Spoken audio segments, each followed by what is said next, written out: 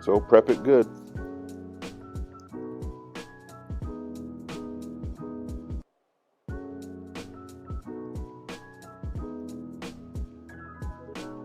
I'm taking all the lights and the mirrors off.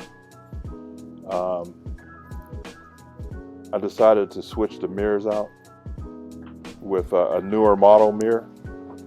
They hang down from the top. Real nice looking mirrors.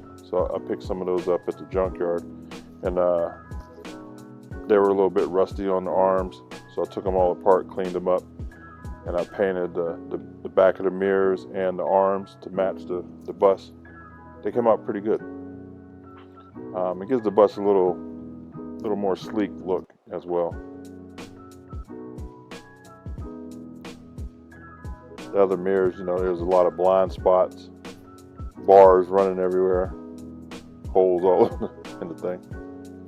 So here's me getting ready to paint.